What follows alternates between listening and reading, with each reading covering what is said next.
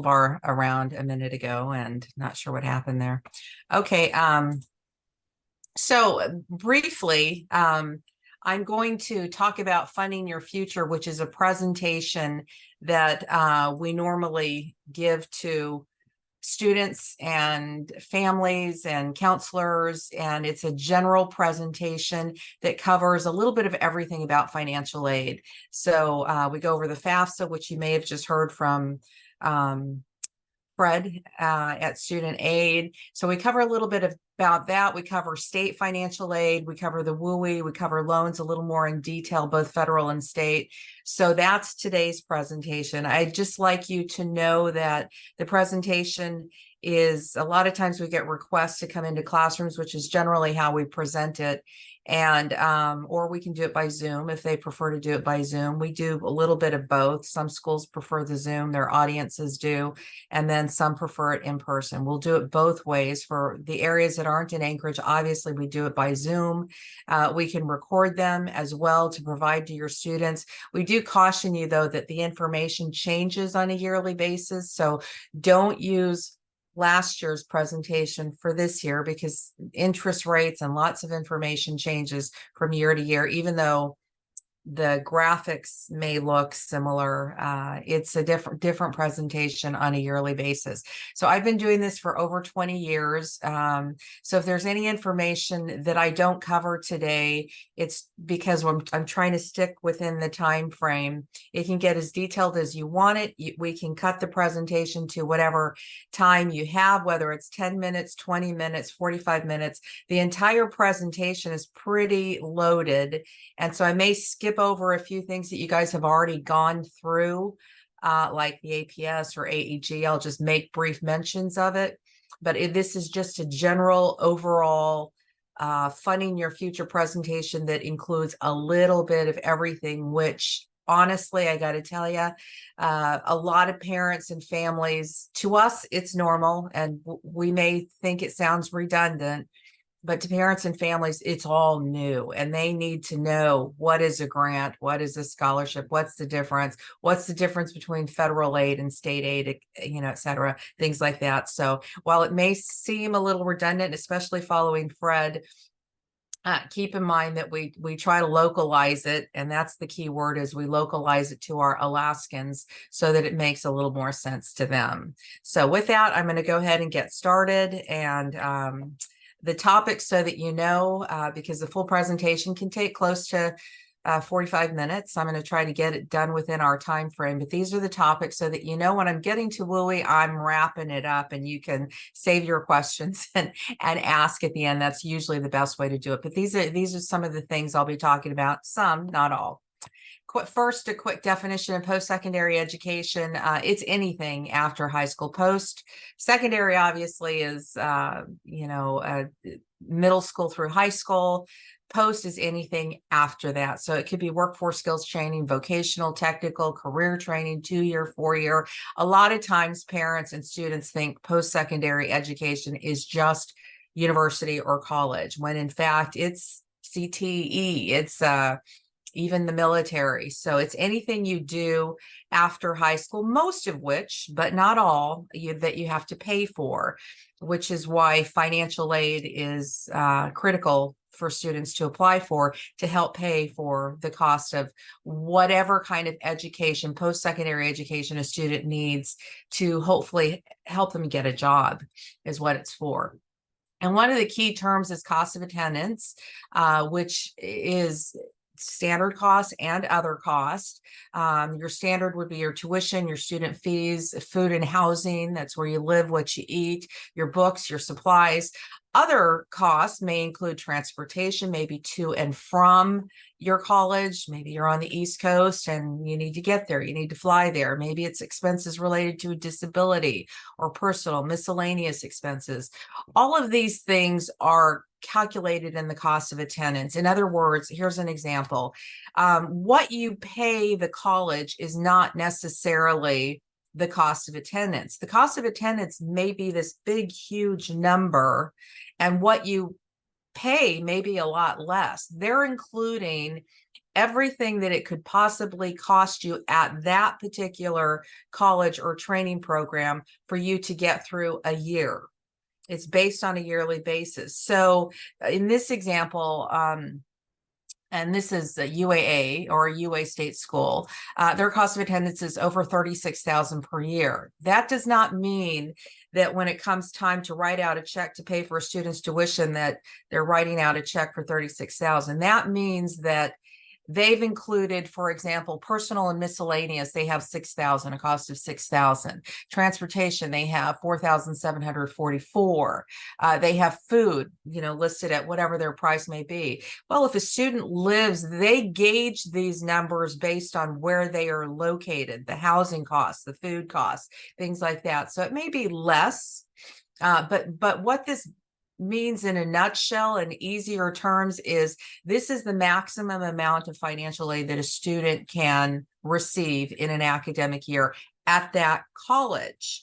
At UAA, $36,000. In other words, if they had a scholarship for $40,000 and they were going to UAA, the max they could use of that scholarship is $36,848 at that particular school. On the other hand, maybe they're going to Harvard and they have that $40,000 scholarship. Well, their cost of attendance is obviously a lot higher at a private school. $82,866 is their cost of attendance, but notice tuition is their high dollar cost here. So if they have that $40,000 scholarship, they can use all of that $40,000 scholarship toward this cost of attendance at $82,000 and still receive additional financial aid to cover the remaining costs. I hope that makes sense. So basically, cost of attendance is everything it could possibly cost a student to attend that college in that town, in that state, and the maximum amount of financial aid that can be received at that college for that student. That's what the cost of attendance is. In many cases, going back to, say, a college in the state of Alaska, their cost of attendance may be high, but what they in fact pay the college is a lot less. So we like to explain this to students and families because when they're searching websites, a lot of times colleges will list their cost of attendance and people freak out and they think, oh my gosh, I can't afford this. This is what I'm paying. Well, no, that's not really it. You need to understand how it works in a little more in detail. So briefly, financial aid, just defining it as any kind of money that helps a student or family pay for college. It can be scholarships based on merit. It can be grants, which are based on financial need. In other words, how much money the family reported on their taxes and how big their family size is. That's need-based. Work study, which is a job that helps a student pay for college. Oftentimes it's just like a regular job anywhere else, but it's usually on campus and it's subsidized by either the federal government or the state government. So it costs the college or businesses sometimes or government agencies, whoever offers the work study, they pay the student less because the state or the feds are paying the other half of it. So that is based on need. So, and then loans. I know nobody likes to talk about loans and nobody wants to take out loans, but the fact of the matter is eventually students will end up taking out a student loan and they need to know how to take them out and the wise choices in taking out student loans, and they need to understand how it works. So that's what financial aid is. It's scholarships, grants, work study, and loans. We're going to briefly go over all of them, but it all starts by filling out the FAFSA. Even if a student is going to just pay cash to pay for college, it behooves them and their families to fill out the FAFSA for many reasons.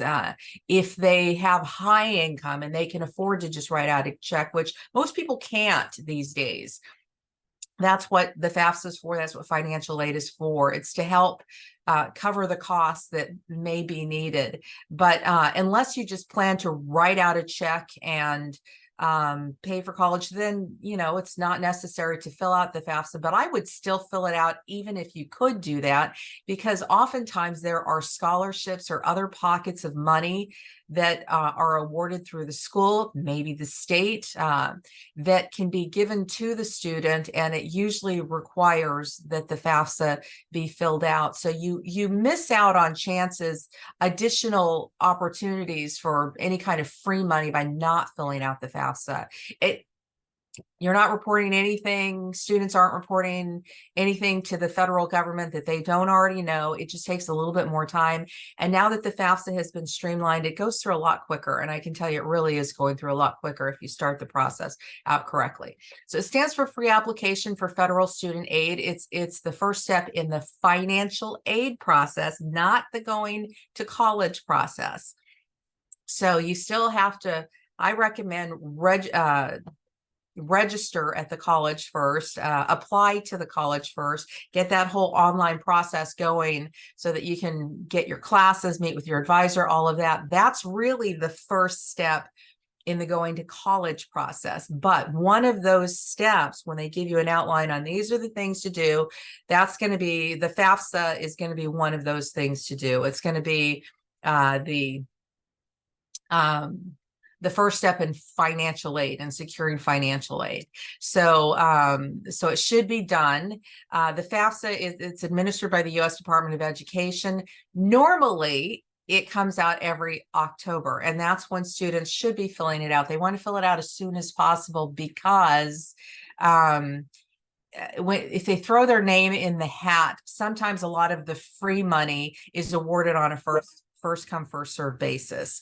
And they want their name at the top of the list, not at the bottom. If, when money runs out, it runs out. That doesn't go for grants, federal grants, but it may apply to college free money or state free money. So we always recommend to do it sooner rather than later. Now, this year, like last year, it's going to be late again. They're modifying and tweaking some of the changes. So it won't come out until December, which minimizes the timeline again, which is even more crucial that students should be filling this out as soon as possible. And part of the reason, again, for this presentation is so that we can help and meet with students and families to at least create their accounts, their FSAID, but only if they do it correctly. Otherwise, that alone can open up a Pandora's box. So if the students are able to create their accounts now early, things should, for the most part, run fairly easy and smoothly once the FAFSA does come out in December. So again, but we recommend that they fill it out as soon as possible after its release date, but usually give them a week or two to iron out the kinks, because anytime there's the release of a new FAFSA, there are little kinks and nitnoids that delay the process a bit. So give it a week or two. I mean, you don't have to. I recommend that you give it a week or two just to let them iron out the kinks. Let the people on the East Coast deal with the kinks as it first comes out, and then, dive into it and get it done in December, early January, after the holidays. It uses prior taxes. It's 2 years prior. So that's for whatever 2 years prior to whatever the school year is. The school year that we're in right now, that began August 1st, is 24-25. If seniors are in high school right now, normally they would be starting this process in October and every October thereafter while they're in college. It's not a one-time form. It's an every year form that you fill out. This year, they'll be doing it a little bit late, again in December, and then they're going to turn around and do it again in October for their sophomore year of college. So a good rule of thumb is that students fill this out about 10 months prior to their start date. Now, they can fill it out as close to the start date as that college will allow, as their college will allow. We do not recommend that, because I can't tell you how many students do that either by accident or they forget and they miss out on they're eligible for the Pell Grant, federal grants, but they're not eligible for state or college grants that they could have been given. And in many cases, a lot of these students need that money. So again, throw your name in the hat as soon as possible, or recommend that your students throw their name in the hat as soon as possible and every year thereafter. So again, back to the 2 years prior, this upcoming year, if they're a senior, they will be starting college for the 25-26 academic year. So think 2 years before 2025. That would mean they would need their 2023 taxes. The good thing about the new FAFSA is that if you already have an account and it's been verified through the Social Security Administration, which we're going to go over in a minute, then in most cases, you don't have to have a copy of your taxes. I always have them as a backup to refer to, but it'll pull it right over, as I'm sure Fred just told you in the previous presentation. It'll pull it right over from the IRS. So we'll go over that in a little more detail in a minute. So what is the FAFSA used for? Pretty much it's a one universal form that's used to calculate what you get from money that you get from the federal government, the state that your college is located in, and campus-based aid. So obviously the federal aid will be the same from Alaska to Arizona to Washington, but what's going to differ is the state aid. We're the state financial aid office, for example. So we have our financial aid. The federal government has their financial aid, and each individual college has their own financial aid. So the student fills out the one form, and their financial aid is calculated from 3 different buckets: federal money, state aid, and that individual campus. How are the state and campus-based aid triggered to know that the student filled out the FAFSA? Well, when the student fills the form out, they're allowed to list colleges that they want to get this information.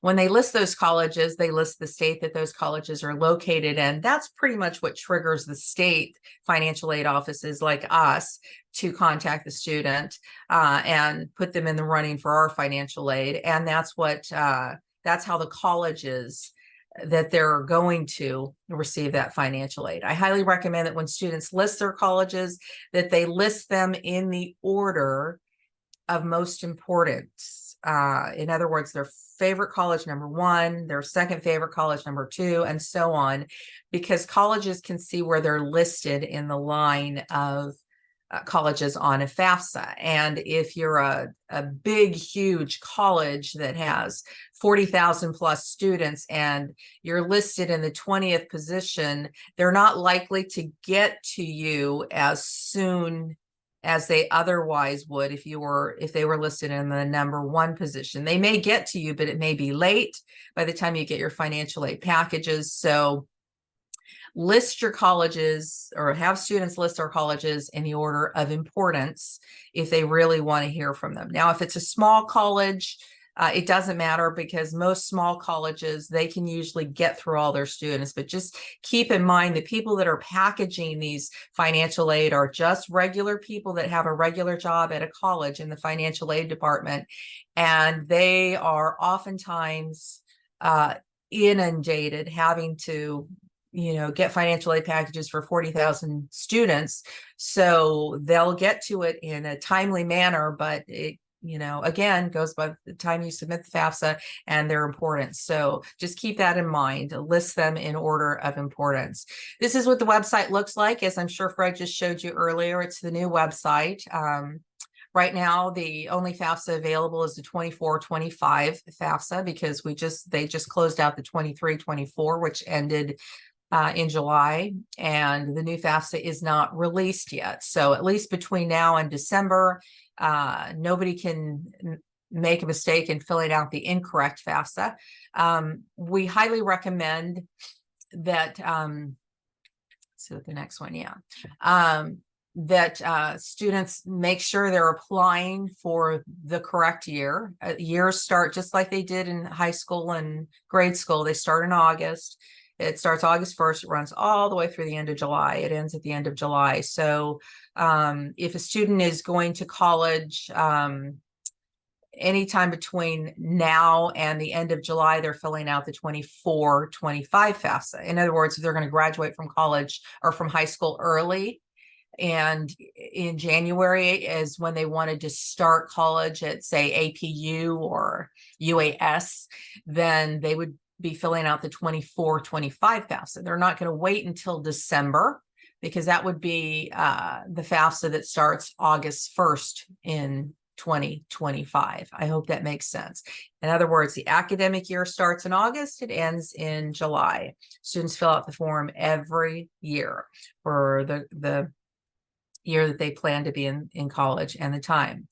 Before they can fill out the FAFSA, this is something they can do now, which is another reason we do these presentations in high schools, is to help students create their account, their ID. Now, to do that, they're simply going to go to studentaid.gov and just go to the top right-hand corner right here and click on the create an account. They click on the create account, it takes them to this login. If they already have a login, they simply log in. If they need to create an account, then they just click on the create an account and start filling out the information.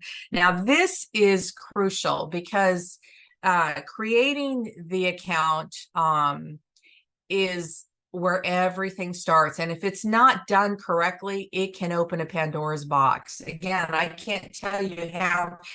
Most of my job is troubleshooting with students and their parents, especially because if parents used the FAFSA up to 20 years ago, they're already in the system. They already have an account. They maybe need to update it, but they're going to forget, as most people do. That's the usual thing. If you haven't used an account in 20 years, you're going to forget login information. You may have never, back in the day, 20 years ago, 2000, 2001, they used a passcode, a 4-digit passcode. So things change from a yearly basis. So while they might be in the system, their social security number, their birth date, their name, maybe they divorced, they have a new name now. Things change, so they often end up having to troubleshoot. So if that person who used the FAFSA to go to college 20 years ago now has a student going to college and they need to sign that student's FAFSA, they're oftentimes going to have to troubleshoot. So I can't stress this enough. When a student creates an account,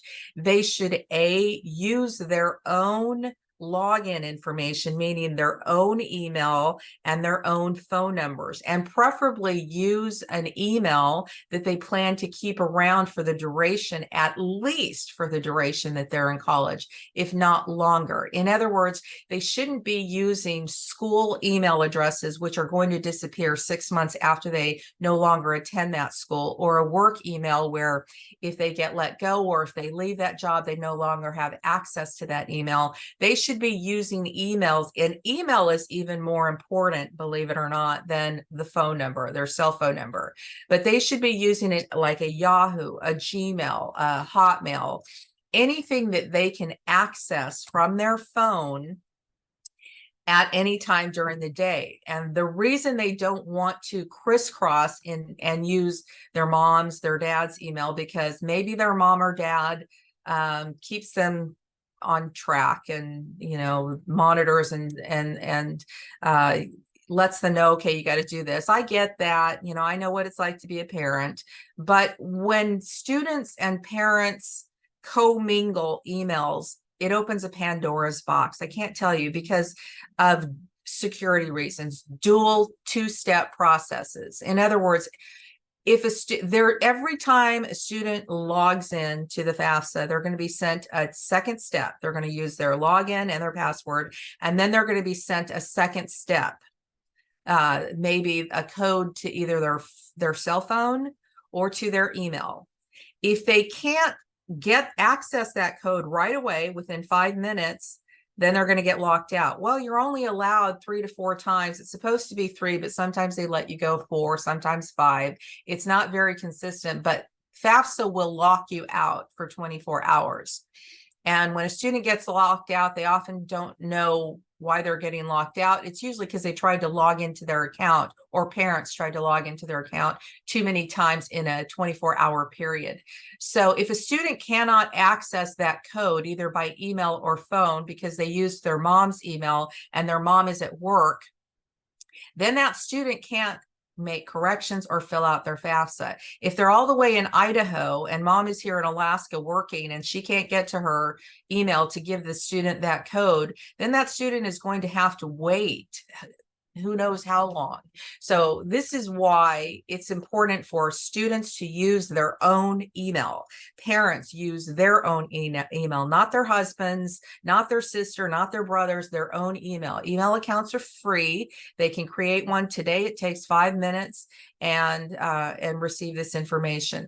FAFSA tracks you primarily through email. They also track you through your cell phone number, so you can get both of them verified, but that's going to be part of the process. So make sure when students, if you're holding these FAFSA nights and you want students to create IDs, make sure that you explain this to them and the whys, because these days students commingle. I don't know why, but they commingle email and cell phone numbers with parents unusually more than they have in previous years. And it stresses everybody out if there are problems that need to be the quick fixes on the FAFSA to start college. It could be something that just needs a quick fix. It's only going to take less than 2 minutes. It ends up turning into a 3-week process because they have to get re-verified, and it just opens up so many more problems. So make sure that they get that done correctly. Again, get unique email addresses. They're going to ask for social security numbers, date of birth. This is that crucial age where students are just learning their social security numbers. Many don't know it, so they rely on parents to put that in for them. So check, double check, triple check that all the numbers are correct. Backspace everything before students start typing them in, because if you put an incorrect social security number in, it won't get, when it gets cross-checked with the Social Security Administration, if it doesn't match, the student will not be able to fill out the FAFSA, nor will the parents. So in other words, what happens is when you're creating this account, it's going to ask you to list your social security number, date of birth, and then all that account information goes to the Social Security Administration. They cross-check everything to make sure your name matches your birth date, matches your social security number. If your name has changed, it won't get verified. If anything has changed, if maybe there was just a typo error in a number, one number got cross-checked, it won't be verified. If the account is not verified through Social Security, through the Social Security Administration, which again takes 3 to 7 days, then the student will not be able to fill out the FAFSA. It'll be stopped and they'll keep getting error messages and they may not understand why. Oftentimes when we go back in and look at their information, we usually find it, lo and behold, there's oops, they were typing too fast. One of the numbers got cross-checked, or they typed too fast, got the birth date wrong, or mom remarried. Instead of now Marie Smith, it's now Marie Smith Sanchez, and it's changed. And so anytime there's a change in names or something like that, it's going to be flagged, so it won't go through. The student will have problems. So keep all of these things in mind. They're also going to ask security questions. They're not case sensitive, which is a good thing, but be prepared to select for verification security questions. We recommend that when you select these security questions, or when the student or parents when they're creating their account, that they pick questions that are factual, that they know they can't mess up. Factual things like, what city were you born in? What was your high school mascot? Those things aren't going to change. So just pick things that the student or the parent can remember.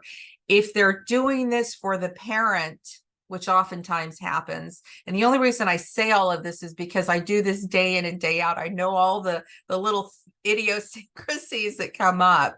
If a student is creating one of these accounts for their parent who may not speak English, for example.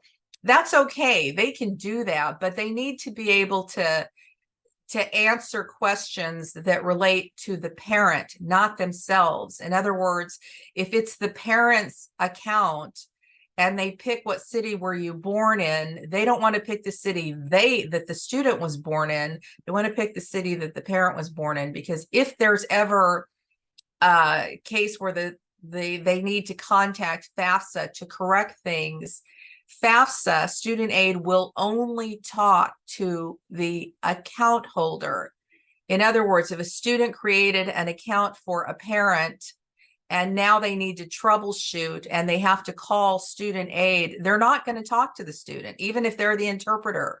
They're only going to talk to that parent, and those are the rules, and that's how they have to follow the rules, and it's for security reasons. So just keep these things in mind. If in doubt, and just ask, or you can send them our way always. Okay, so ways to complete the FAFSA. Online is the preferred. I don't even recommend the paper FAFSA, and I'll tell you why. Paper FAFSA takes forever. That should be used only on an absolute last resort. There is no other way. We've tried troubleshooting. You've contacted your counselor. You've contacted your native organization. You've contacted me. We've all gone through the troubleshooting process. You've tried to contact FAFSA. You weren't having any luck. So now the only option left is to fill out the FAFSA, print a FAFSA, fill it out, sign it, send it in. Only do it on that case, because it will take forever for the form to get processed. It goes through snail mail, and then by the time it gets processed, it comes back. The whole process goes through mail. If a student needs to go and start college and they filled out the paper FAFSA, they may not make it for that start date. An online FAFSA, you can, and especially if they need to make corrections. So we highly recommend that everybody do the online FAFSA, not only because it's quicker and easier, but if you need to troubleshoot or make corrections, and usually a lot of people have to make corrections, it's so much simpler to do the online version than to have to wait for the time to do the paper version. So only under an absolutely needed should you do a paper FAFSA. Try everything else before you do that. Otherwise, just do the online. It's quicker, it's faster, it's easier. Financial aid offices appreciate it more because they can then do their job a lot quicker and help the student start college in a more timely manner. And these days, students just do it from their phone. It's so much easier. I do Zooms all the time where students prefer to do it on a Zoom from their phone. Usually the only people that come into the office anymore are people that either have internet problems or language barriers or more detailed issues or problems. Most people just prefer to do Zooms, and they can do it from the convenience of their own smartphone because it is a lot quicker and a lot easier. This is what the online version, the mobile version, looks like. It's pretty easy to navigate and pretty easy to follow. You must, any person who fills out the FAFSA, whether it's a student or the parent, has to give consent to the IRS for them to go directly to the IRS, whether or not they filed taxes. Even if they didn't, the IRS knows they didn't file taxes for a certain year. That's okay. You just simply approve, and you can't proceed unless you approve anyway. So you have to approve before proceeding with the FAFSA, both the student and the parent. So you give permission for studentaid.gov to go directly to the IRS to pull the student's information out. The student status will determine who the contributors are. I know Fred probably talked about the contributors. So they're going to be asked questions on dependent, or on questions that will determine whether they are dependent or independent. Most high school students and students under the age of 24, most, not all, will be considered dependent students. To be an independent student, you know, they have to be 24, married, have a child in the military or a veteran, an orphan, ward of the court, emancipated, divorced from their parents, homeless or at risk of being homeless. These are things that would make a student independent, and otherwise they're going to be considered dependent, which means they're going to have contributors that will also have to fill out the FAFSA. And those contributors are usually parents, step parents, adopted parents, or spouses if they're married, and they need to invite that contributor to fill out the FAFSA. So they would fill out their portion of the FAFSA, which is quick and easy. The student portion of the FAFSA is so easy and quick to fill out. It takes about 10 to 15 minutes. It's really not that complicated. The hard part comes when they answer the questions correctly and invite the right contributors, and then some of the other questions related to the parent assets. But it really has been streamlined to be a little bit quicker and a little bit easier to fill out. So the students invite their contributors. They will have to know the parents, notice parent one, parent two, they'll have to know their parents or contributors' social security number, birth date, and email address in order for that contributor, or in most cases a parent, to be able to receive their invite so correctly, because it'll go to their account. They need to create an account before they can access this invitation to fill out their portion of the FAFSA. If they don't know whether they have an account or they're in the system, I recommend they all try to create an account. If they try to create an account, the account will tell them you already have an account. In other words, you're already in the system, in which case you don't need to create an account. You need to troubleshoot your account, which I've become really good at troubleshooting. Trust me, I've done this 20 years. I've know a lot of tips and tricks and trying to troubleshoot with people. So give me a call if I can help. I'm happy to do that. But if they can't create an account, they're already in the system. That means they have to troubleshoot. If they can create one, they're not in the system, then everything is a lot smoother. They create their account. So again, dependent students will have to invite their contributors. Oftentimes they're the parents or step parents, whoever they're living with. I recommend that the FAFSA with contributors allows, at least for now, you know, you ask, well, what if parents are separated or divorced? Well, then you're going to pick the parent who financially supports the student the most. That's going to be the contributor. Even if it's $1, $5, that's who the student should pick, is a contributor that financially supports them the most. They don't have to select both if they're only living with one parent and that one parent is financially supporting them the most. So they can pick both. If they by accident choose, say everything is just an even split, 50-50, and they go back and forth, mom to dad, even though they're divorced or separated, then the student and families should know this gets tricky, because now both parents will have to create accounts and fill out their portion of the FAFSA. And if both of the parents have remarried other spouses and didn't file taxes jointly, now the step parents will have to create accounts. If the step parents filed jointly with the parents, then they just need that one, just the mom as one contributor, the dad as the other contributor. But if they are just recently remarried, they could theoretically have 4 different contributors. This is why, if you don't know how to explain this to a student, I recommend calling and asking. The beauty of us ACPE in Alaska is that we're on Alaska time. We serve Alaskans. If you call financial aid, student aid in Washington, they're on East Coast time, and B, they work regular business hours. So you have to get up at 4 or 5 o'clock in the morning, whatever the time difference is. So they're going to be getting to all the East Coast people first by the time they even answer your phone call. So know that we're here to help. If you don't understand it, give us a call. We can help explain it to you before it gets submitted, so that these mistakes or accidents aren't made, so that it's taking the student and the parent forever to fill out a form that should be fairly easy to submit.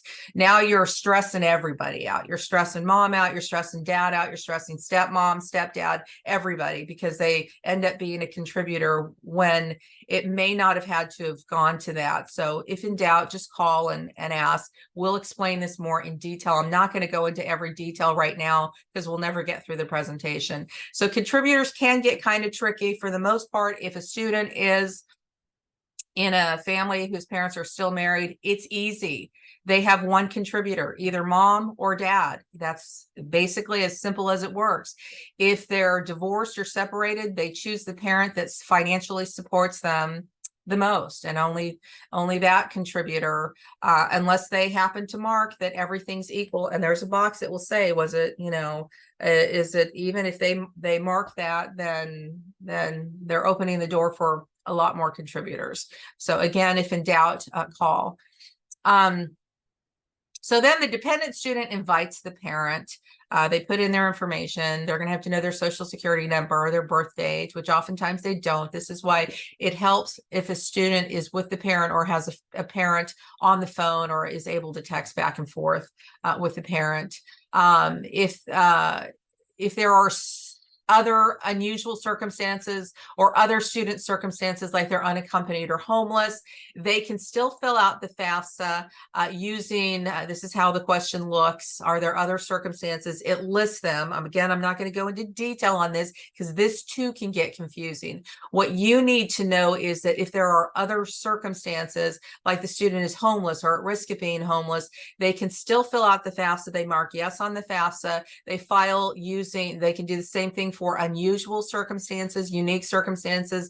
Maybe they're in an abusive home environment, they were left abandoned, any of these reasons on the screen. Then this is how the question looks. They simply mark yes on the FAFSA. Then they are allowed to complete the FAFSA using a provisional independent status. In other words, a temporary independent status where they don't need to have the parent.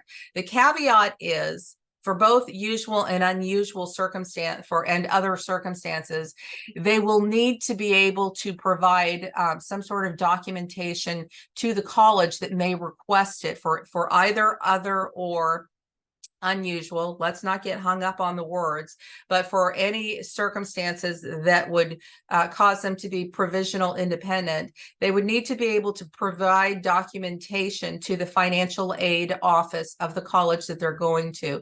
We don't make that determination. The federal government doesn't make that determination. This determination is made on whether the student proceeds as an independent student. That is only made by the financial aid office at the college that the student is going to. If documentation is not available, then interviews can be done with the director of financial aid. Only they can determine whether the student will thereafter be independent. So they need to stay in close contact with the financial aid office of their college. So again, they can fill this out, but it doesn't stop there. They need to be prepared to provide documentation for either other or unusual circumstances. Otherwise, if they don't do the provisional independent status, they file, they send their parent or contributor their invitation. They receive it in real time. They can get it right now. The parent can start filling out the FAFSA. What happens is the student then it takes about 1 to 3 days, but I can tell you right now it's taking longer than 1 to 3 days. It's usually taking about 7 days to process. And then the schools receive the information and then they start sending out financial aid packages. And I'm looking at the time, so I need to go quickly from here on out.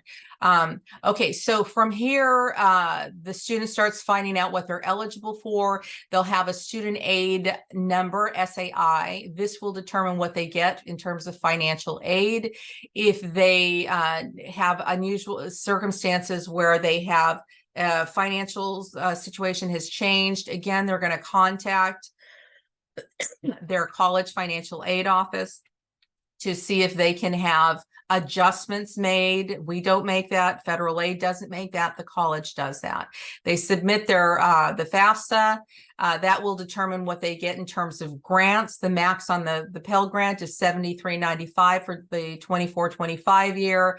If they're eligible for the Pell Grant, these are federal grants, they'll likely be eligible for the FSEOG grant, which could be max up to $4,000. Our grant is max $4,000, which we went over this a couple of days ago, so I'm not going to go over that much longer in the interest of time. The Alaska Performance Scholarship, both the AEG, state financial aid, requires that the FAFSA be filled out. So just know that. I'm not going to go through the APS because I think Kate went through that. We do scholarship searches if a student is not eligible. I just wanted to show you that all that information is listed when we go over this presentation with parents. We do scholarship searches for students that need help. We use ACCIS.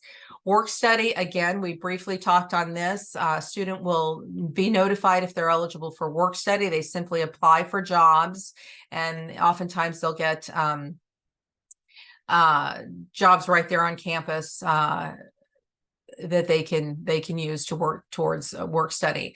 Now, loans, I'm going to quickly go over this. There are federal, state, and private loans. What you should know about federal and state loans is that you have more benefits in short with federal and state loans. Right now, the federal interest rates are much higher than state loans. Last year, I would not have been saying this because federal interest rates were lower, but this year, federal loans, which any student can take. They don't need parents. They don't need a FICO score.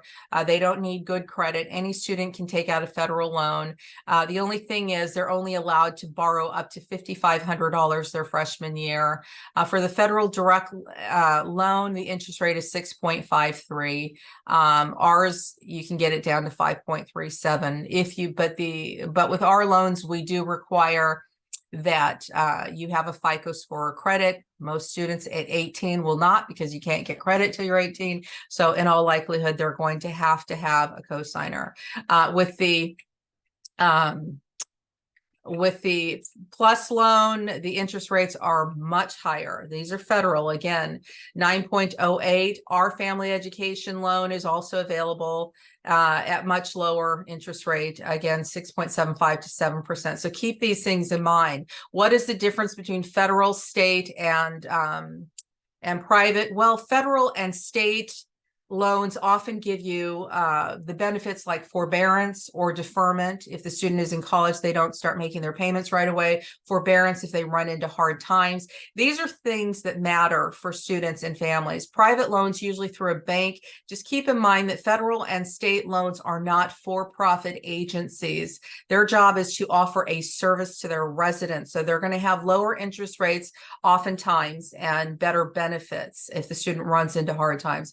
With private loans, they're offered through a bank, and a bank's job is to make money. They're not doing anything wrong, but their job is to make money off of their loans. So they're not going to offer forbearance and deferment, and their interest rates are oftentimes going to be a lot higher. Students, and you guys need to know this so that students know how to take out loans that are in their best interest. Now, in the rare occasion where their bank might be offering a better interest rate, then by all means, that's what they should do. But it has been my experience that students don't shop like that. They're just trying to sign on the dotted line and start college. So they need to briefly know how to take out loans, what they mean, and they need to know that when they take out a loan, they're paying that loan back plus the interest on that loan. So interest rates matter. They really matter. Parents can take out loans on their behalf. Again, state loans are a little bit lower right now than federal loans, both can be used for in-state or out-of-state. Just keep in mind for if students going out of state, if they do anything like what's on the screen, they can lose their Alaska residency, which also applies to the PFD, by the way. So they should check all the circumstances before they start changing their residency at an out-of-state college to get lower tuition, because they may be lowering their tuition, but it depends on that state's rules. College may not count towards residency. It may have to be a full-time job. So they may do something like get a driver's license in another state and then not have residency in either state. So if in doubt, they need to check with the state of Alaska before that. There's always going to be upfront costs with loans, repayment, 6 months grace period from the time the student leaves college or graduates. They want to avoid default. It's hard to not know you're in default because they will be contacting you, lenders, all the time. And then WUI, and we're almost done here. Sorry, guys. Okay, so WUI, always check with if a student is going out of state, which is a tuition reduction. Oftentimes it's in-state tuition plus half, which is a lot less than paying out-of-state tuition. So, the best way to check this is to go to the website and check with your financial aid office and the college that the student is going to. Make sure that the WUI works the way you're thinking it's going to work. Oftentimes, an example is my son, who was eligible for an academic scholarship at Western Washington. The way their WUI worked, and he was planning to use the WUI because they're a WUI school, but the way they offer their WUI is you can either choose the academic scholarship or the WUI. You can't have both. It's an either or. And if you use their WUI, it's like a scholarship. You have to apply and go through a process, write an essay, yada, yada. So every WUI works different at every college. He ended up going to NAU, where they also offered him an academic scholarship and the WUI. So it was called a stackable. If they stack one on top of the other, that often works better for the student because they get both pots of money. So check the WUI and make sure it's working the way you're expecting it to work in favor of the student. And then other ways to reduce college costs. If a student wants to go out of state, I get it. I know they want to leave Alaska. Exchange programs like National Student Exchange, they can go in-state the freshman year and the last year, and anything in between, they can often go out of state. They can do the dual enrollment. That's a big popular thing right now in high school. CLEP, they're not doing that so much anymore, I'm finding. That's a tricky thing too, but it's still available at some colleges. And then savings plans. Where to get more information, always start with your contact go-to person, whether it's your native organization or your counselor. Always start there. We're always available on a state level, and we're also available to help students fill out FAFSAs, whether it's on FAFSA Wednesdays from 3 to 6, where you can just log in at any time, or if you want more personal, individualized FAFSA, fill in just you and me, then you can just go to our website, scroll all the way down to the bottom in the black, click on Success Center. It'll take you to You Can Book Me. You click on it, it opens the calendar, you pick your day and time. And then counselors, you guys, the go-to people, if you need information on any of these resources, completion services, whether you want to schedule one of these presentations for your families or students, do the FAFSA line by line with Dominica, or one-on-one FAFSAs, this information, you can just scan that code. It's available. And I know that took us right up to the time, right up to your break time. My apologies. This is a long presentation, so I'm open for questions should any of you have any. Thank you so much, Christina. We did have one question. How is CSS related to FAFSA? How did FAFSA being late affect early action application?